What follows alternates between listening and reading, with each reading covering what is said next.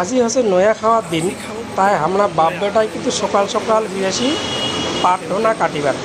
আমরা পাঠঢোনা কাটিমু, ঠাকুরক দিমু, আর হচ্ছে শিয়াল কুকুরক ভাত দেবো, আর মহাবীরের ঢোনা কাটিমু। এর জন্য কিন্তু বাপে বেটায় আমরা দুজনে বেরিয়ে পড়ছি একবারে নদীর পাড়ে।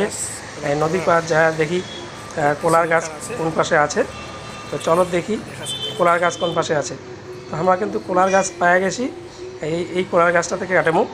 চলো মুই এবারে যে কলার ঢোনাগুলা তুলে যাও, কারণ যে আমার মহাবীরের ঢোনা বানান লাগবে, আর শিয়াল কুকুরক যে রাতে ভাত দেবো সেই ঢোনাগুলা কিন্তু আমাকে বানাবার লাগবে।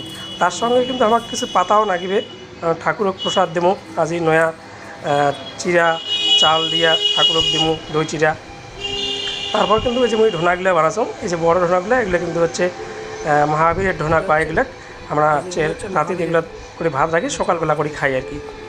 আর এই কতগুলো যে ছোটো ছোটো আছে, এগুলো মহাবীরের ঢোনা। এই ছোটোগুলো এগুলো কিন্তু রাইতে হচ্ছে শিয়াল কুকুরক ভাত দেবো। তারপরে কিন্তু আমরা নতুন চালের ভাত খাওয়াটা শুরু করি। তো আমার পাঠঢোনা কাটা হয়ে গেল, আমরা এবার বাড়ির দিকে রওনা দিলি বাপ বেটায়। ওই যে পাতাও কাটেছি, ঢোনাও বানাইছি অনেক কয়টা। আর বাড়িতে আমরা 3টা মানুষই, তো 3টা মানুষের জন্য 3টা ঢোনা বানালি। তো চলো এবার বাড়ি যাওয়া যাক। তো যেহেতু কাটা হয়ে গেল, আর নয়া খাওয়ার দিনে তোমরা কায় কায় এরকম করি ঢোনা বানান একটু আমার কমেন্ট করে জানাবেন। আর তারপরেই কিন্তু এই যে এরকম করি নতুন চিরা, নতুন চালের চিরা দিয়া, এরকম ধানের চিরা দিয়া, যেহেতু মোর বাবা মাও নাই, সেহেতু এরকম একটা পিণ্ড দান করলাম। দান করিয়ে কিন্তু আমরা এবার শুরু করে দেবো নতুন।